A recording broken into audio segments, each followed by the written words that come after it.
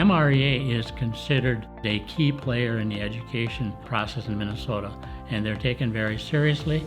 And VERNAE HASBARGEN is the person that MREA needs to credit with building that leadership and that relationship with our local legislators. I had been the legislative director and executive director of MREA from 1990 until 2002. But the job was getting bigger and bigger as the expectations grew and as MREA had more and more pressure to deliver on many fronts. I worked with Sam WALSETH at the Capitol.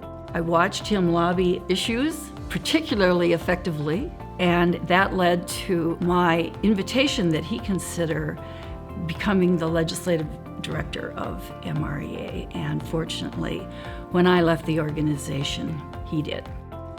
When I started with MREA back in the mid-2000s, education funding was in tough shape in Minnesota, dealing with deficits at the state level, trying to stave off budget cuts, and helping rural schools find their way through the operating referendum program and figuring out how to become advocates locally to convince voters to pass dollars. We've really watched over the last decade MREA's position and stature at the Capitol grow, and that's important because the legislature is going to write a bill with or without you, and it's going to impact you, and you should be there for it. The metro schools are there for it. Everybody else who's got an interest is there for it. Rural education needs to be there for it too and have a seat at the table. Sam knows the questions to ask, and oftentimes he has the answers in regard to the issues that directly impact my school district. One of the big things, of course, is Ag to School.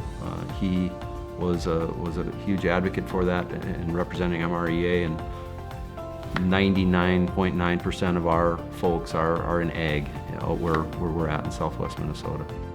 The turning point of having a professional legislative director is significant because you have somebody who really knows the business. And Sam's expertise could be coupled with an executive director of MREA, Fred Nolan, who can do the research arm. And so the combination of the two of them is top-notch, and that's why MREA has grown so significantly.